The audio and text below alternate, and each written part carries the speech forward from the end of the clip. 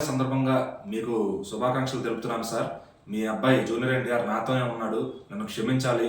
మీ ఈవెంట్‌కి హాజరయ్యేవాడిని తీసుకొచ్చాను అని చెప్పి రిషబ్ శెట్టి తెలిపారనమాట సోషల్ మీడియా వేదికగా. రిషబ్ శెట్టి అంటే మనకి 'కాంతార' సినిమాతో పరిచయమైన హీరో. తెలుగులో కూడా ఆయన సుపరిచితమే. ఆయన ఏదో మన హీరోలాగా అనిపించాడనమాట ఆ సినిమా తర్వాత. ఎక్కడ కన్నడ నటుడనే ఆ ఫ్లేవర్ లేకుండా నిజంగా తెలుగు నటుడే ఇంత బాగా చేశాడు అన్నట్టుగా చేశాడు ఆయన. ఆయనకి జూనియర్ ఎన్టీఆర్ గారికి ఎంతో అనుబంధం ఉంది. ఆయన జూనియర్ ఎన్టీఆర్ గారి ఫ్యాన్ అని కూడా పలు ఇంటర్వ్యూలో చెప్పుకుంటూ వచ్చారు 'కాంతార' ప్రమోషన్స్ టైంలో. ఇప్పుడు 'కాంతార 2' సినిమా కూడా రెడీ అవుతుంది.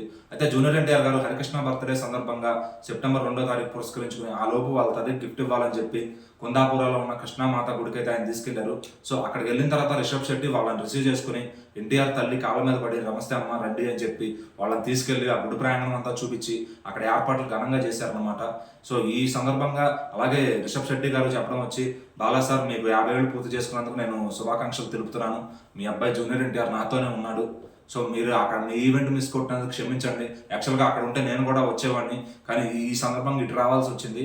మరొకసారి మిమ్మల్ని తప్పకుండా కలుసుకుంటానని చెప్పి ఆయన చెప్పారు. సో ఇక్కడే తెలుస్తుంది ఆయన గొప్పతనం ఏంటనేది.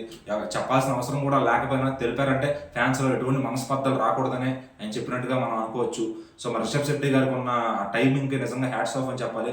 అలాగే ఎన్టీఆర్ ఫ్యాన్స్ కూడా రిషబ్ శెట్టి గారిని ఓన్ చేసుకోవడం మొదలుపెట్టారు.